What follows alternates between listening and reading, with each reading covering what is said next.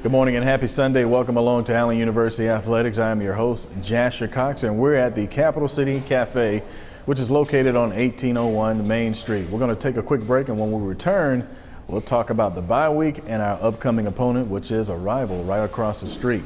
Back with more on Allen University Athletics.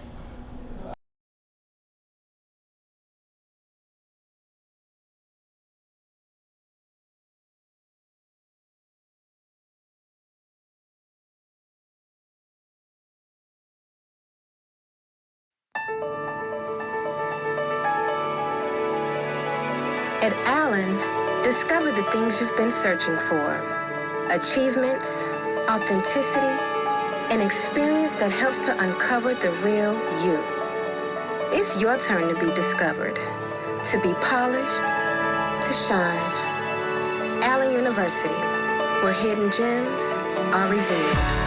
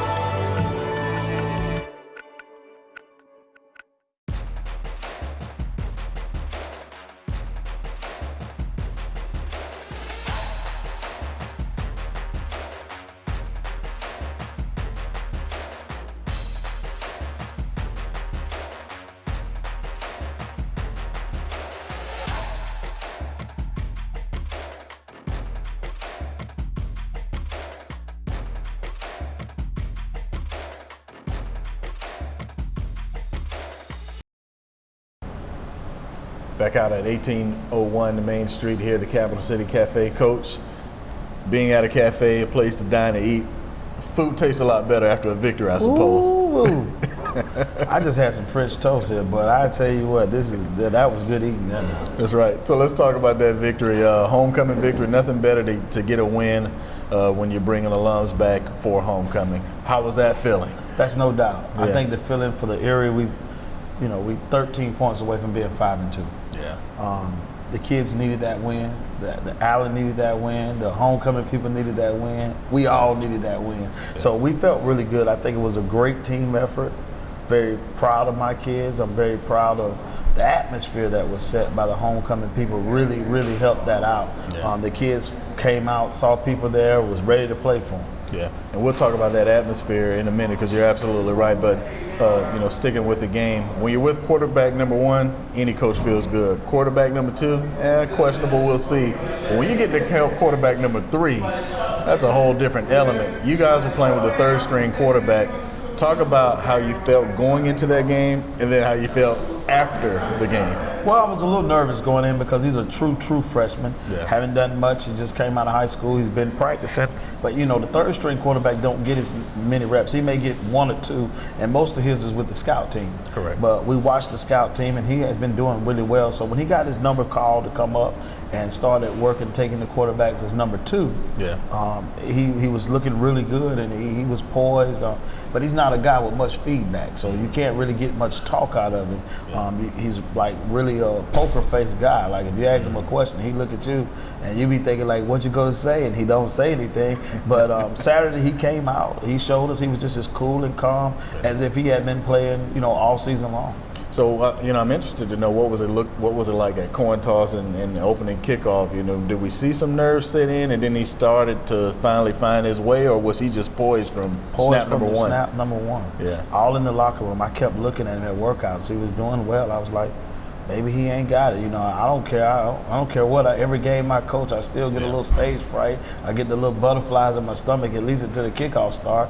Yeah. He didn't seem like he had none of that. He came right out, told us what he wanted to run, and ready to go. And in case you missed it, we're referring to a 30-point first quarter against Bluefield State in the homecoming game. I'm sure that's got to be a record for us being a startup program with points in a quarter. No doubt about it. That's the highest points we've ever scored in a quarter. Yeah. And 50 was the highest we ever scored in a game. Yeah. 49 was the highest at one time, now it's 50. Yeah. We'll take a quick break. We'll talk about what happened on the defensive side of the ball. Back with more.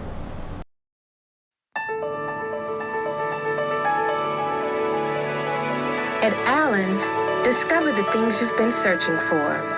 Achievements, authenticity, an experience that helps to uncover the real you. It's your turn to be discovered, to be polished, to shine. Allen University, where hidden gems are revealed. I think my images truly portray dynamic women, like being bold, being fearless. Growing up, I did not see what I wanted to be. There was just a lack of Black women, business owners, entrepreneurs, creatives. That's how I just started taking pictures. And from there, I figured out that I wanted to be a photographer for women of color. It takes a village to be a Black woman, to live and survive as a Black woman. It takes support. I found my niche and I'm sticking to it. Each year, the South Carolina Education Lottery raises millions of dollars for scholarships and grants that help students prepare for their dream career, just like Kristen.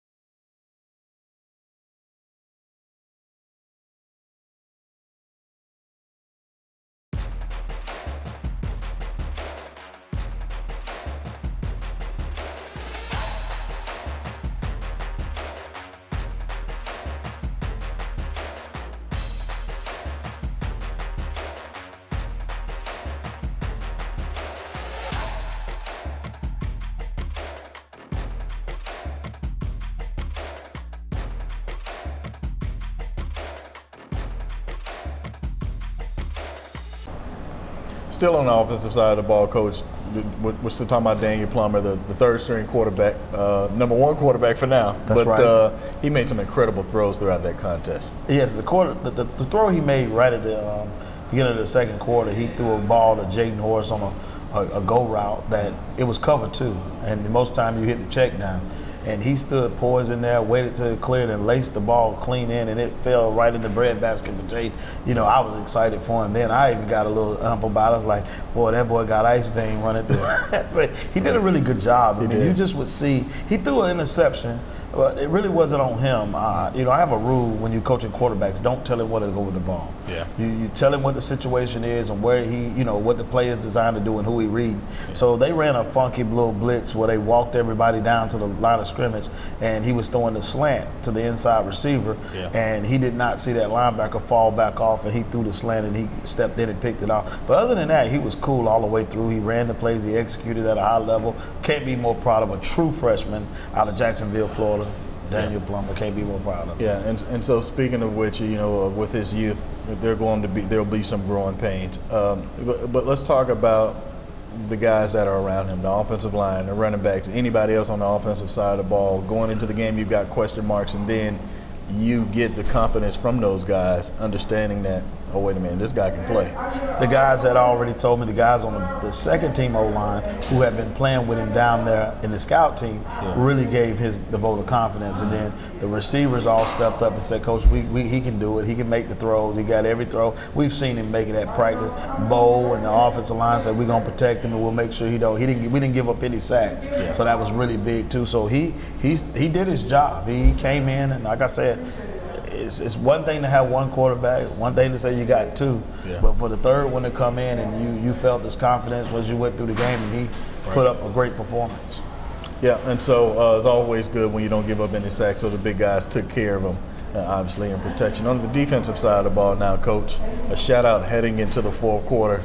Is that something you anticipated? Well, this team is pretty good. Bluefield State have been known to put up points. That's correct. I think LC Cole and company really came in. They had a great game plan. I think the kids in buy-in. Anytime we changed defensive coordinators at the beginning of the year, a team that had been running with the same coordinator for 4 years and learning one way, and Cole came in and implemented the new way.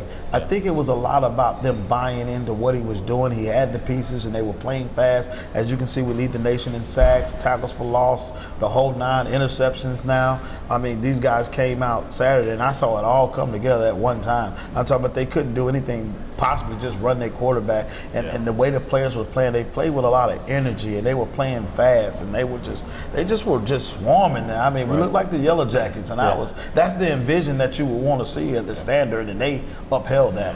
So 5 takeaways, 2 I think returned, 4 touchdowns. I mean, that's an incredible feat. That's really, and when you talk about playing with a youthful quarterback, you're putting them in some great positions if you can do that. That's right. They did a good job. They played more snaps than I wanted them to play, but that was because of their ability to taking away the ball. They were out. They had 98 snaps to the offense, 48, and that's because they had 5, takeaways. Right. And it was nothing we could do about it. But I was happy to see the sacks. Richard led the charge. He had 9 tackles, 2 sacks, and a forced fumble. Yeah.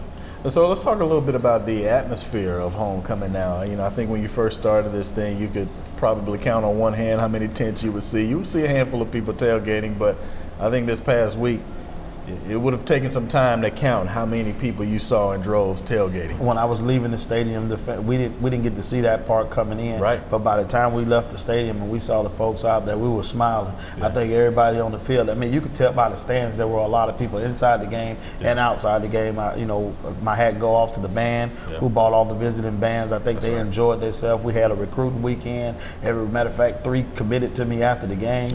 It was really, really a big weekend for us. And I think all the way around, I think everybody enjoyed homecoming 2022. Yeah. We thought from the get-go it was starting a little slow, but it picked up so fast on Saturday. And I looked and I saw the Greeks strolling through on the parking lot. I was like, look at Allen, we're doing it. That's right. That's right. And so you'll hear people say, build it and they will come. And we're actively doing that as we speak in terms of a new development for stadiums and things of that nature. So you can't wait, or you can't help but to get excited when you think about what this is going to look like when you have your home place. There's no doubt, man. My hat goes off to our administration, and Dr. McNeely and those guys, Bishop Green, who has the vision to believe in, little old me to come here to help start a program. Right. And I just smile when I look at how far we come. A guy asked me, do you think you're successful? Yeah. And I said, it depends on how you measure success. Right. Some people measure success through wins and losses. I said, if I measure by the process, and if you look at where we were at and where we're at today, we've made so much ground, and we're doing it at a fast pace. Right. And I think it's really hard for some people to digest how fast we're matriculating this process. Right. But our president, as he alluded to yesterday, he likes to do things in a fast way, and he puts the pressure on everybody that's involved to move at the speed he's moving at. So, I mean, my hat goes off to everybody that's involved, the thought process, which created an environment that was very, very exciting football. We'll take a quick break. When we return, we'll talk about the upcoming opponent that is actually undefeated. Back with more.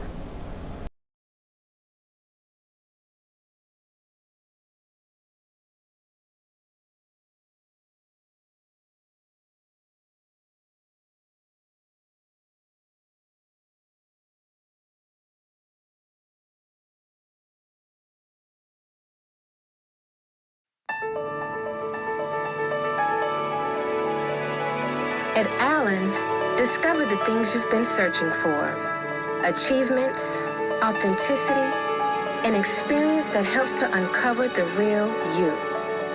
It's your turn to be discovered, to be polished, to shine. Allen University, where hidden gems are revealed.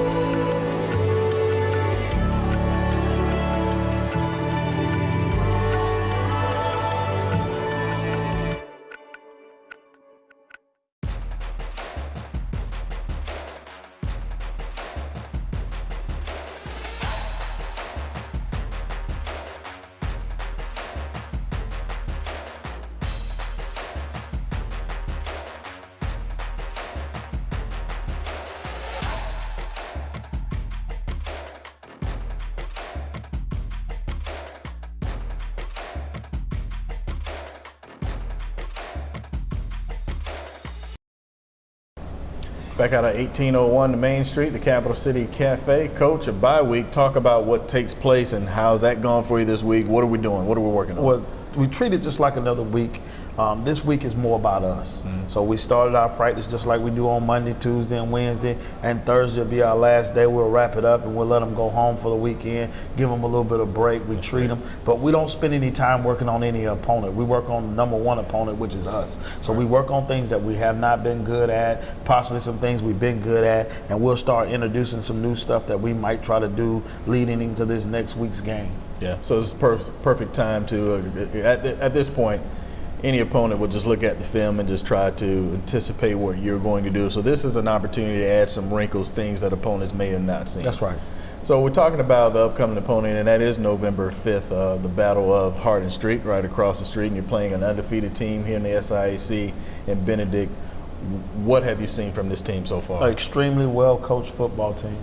Well disciplined, execute at a high level. My hat goes off to Chennisberry and company. They've done a really good job over there with that group of kids. They execute well. They play defense well. They got the number one defense in the country. Yep.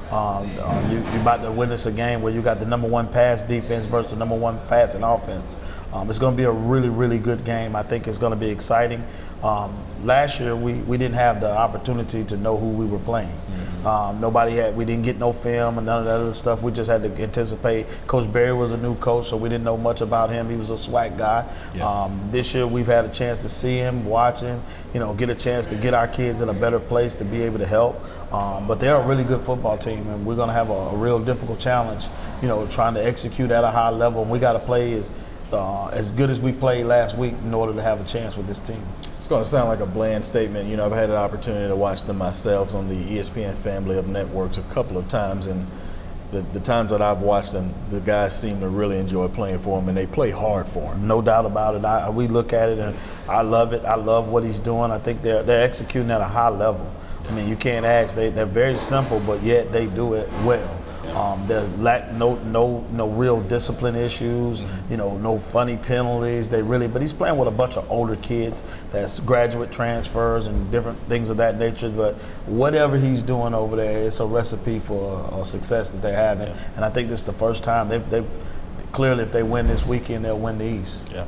And so in previous weeks, you would be working on whatever upcoming opponent, and you talked about how you're just working on you this week, and then next week you start the process of Benedict. You won't have problems at all getting guys excited to play a game like this. They're all excited. The win helps that. Yeah. The win comes off of that. This team knows how good we really are. They know what we're capable of doing, and helping them to alleviate mistakes and self-infraction, wounds that we put against ourselves. That's going to help them be successful against this team. Yeah. And I think that's what they're focusing in on, and understanding that I got to play with a tremendous amount of self-discipline. I got to do my job, because anything that you leave open for them to exploit, they will exploit it. Yeah. So the bye week, of course, yesterday, and then coaches enjoy watching football all day Saturday long. Now, of course, if you're doing that for multiple weeks, that probably means you're unemployed. But so I'm sure you'll just take the one Saturday out of the year and enjoy watching football.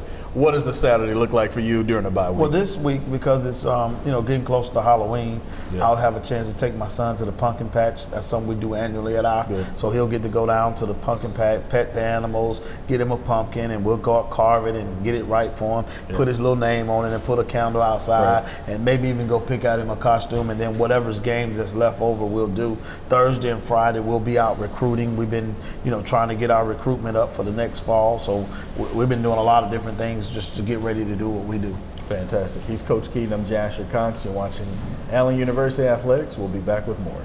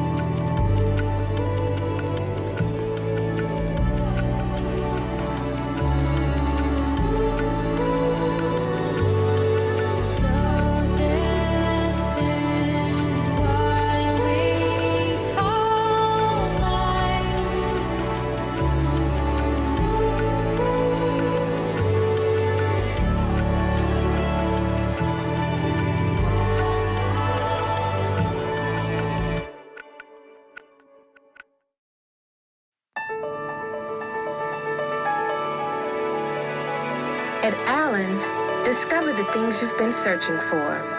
Achievements, authenticity, an experience that helps to uncover the real you. It's your turn to be discovered, to be polished, to shine.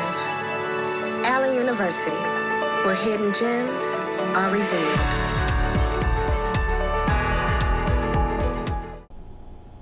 Final segment at the Capital City Cafe. Want to talk about how you can get your tickets for the home finale, which is against Benedict. That's right, the Battle of Hardin Street takes place November 5th, and here's how you can purchase tickets. You can visit our website at www.auyellowjackets.com, or you can also utilize this QR code here and click on the word tickets, and you'll be able to buy your game tickets, parking passes, and tailgating spaces, all for the Benedict Tigers on November 5th. That's going to do it here at the Allen University show. My time is up. Thank you for yours.